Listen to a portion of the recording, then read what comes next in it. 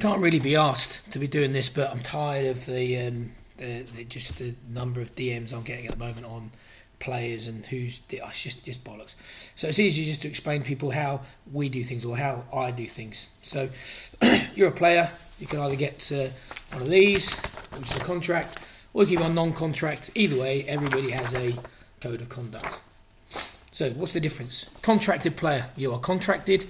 Whatever happens, you get paid. Now you could be on a weekly or a monthly.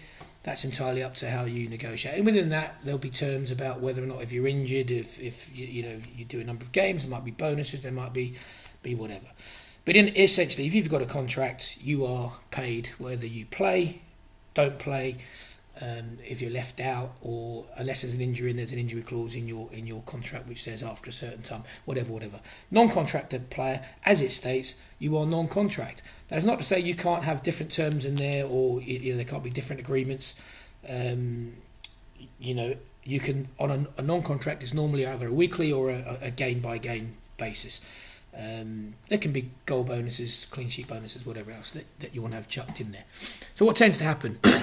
Two things. One, let's say for example you've got two young players and you offer them a contract at the start of the season, and their wonderful agent, because their agent is so good, says to them, don't tie yourself down to those guys. I'm going to get you a move, so you don't want to be on a contract. So in that scenario, players, and they have done, normally based on what their agent tells them, decide that they don't want to sign a contract with the team, which means that they're on a non-contract basis. So if they don't play or they're not in the squad, they receive zilch, nothing.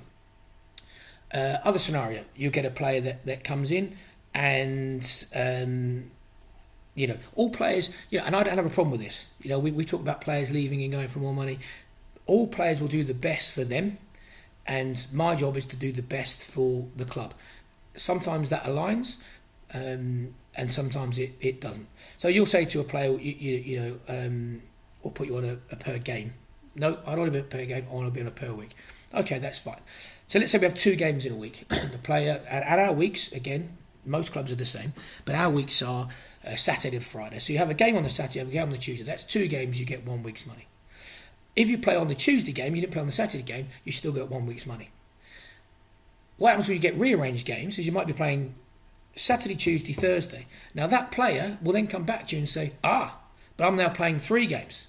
Well, yeah, and you had the opportunity of going on a game-by-game basis. But you didn't choose that, Mr. Player, because you wanted to be, if you're only in the squad for 1 game, you wanted the full week's money. So you can't have it both ways. So, that's where we're at with things. Some players don't want to be on contract, and some players agree things up front because it benefits them, but then don't want to have the downside when it doesn't downside them. And that's just the way football is. I don't have an issue with it. I have an issue with people trying to screw and twist and try and say things that are, or not them directly saying it, but allowing other people to try and put aspersions that they're owed this or they're owed that. Any player, or any club, for example, we sell a player to a club, we get agreed a fee. 9 times out of 10, you split that fee over a period of time. If they are the club default, I can go straight to the FA and say, this is the agreement I had with this club.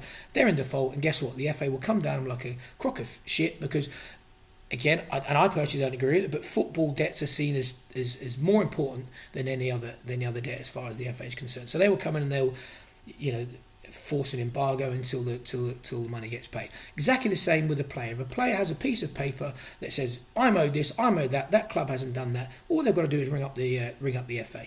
Ring the FA up, and the FA will come and sort it out for you. So if you've got a genuine gripe, all you've got to do is say, this is what I've sent to the FA, this is the official reference number I've got for my case, and then everyone's solid. But all this Billy bollocks bullshit around the back, it's just a waste of people's breath, and I'm tired of it. I'm sure everybody else is tired of it, and the fact that I'm having to do this, I maybe wrongly assumed fans understood the difference between contract and non-contract, and we have disputes with contracted players, right? You can tear up a contract if you and a player disagree. End of the day, they're doing the best for them, we're doing the best for us. And that's fine. I don't have an issue. I'm not going to fall out with somebody because they've decided they can do something or get paid. And fuck me, if I could get paid for doing what I do, right? No players are any different. Players, we shouldn't get upset with players when players move for more money. That is their God-given right.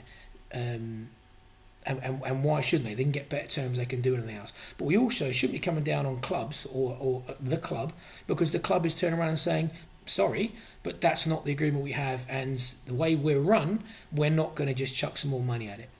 Right? That's it. That's how we're run. We're up front with people. They see the figures before they sign the piece of paper. We're not putting blindfolds on people and they're walking around and signing blank pieces of paper. Right? Everything's up front until it doesn't work in their favour. That's fine. No problem.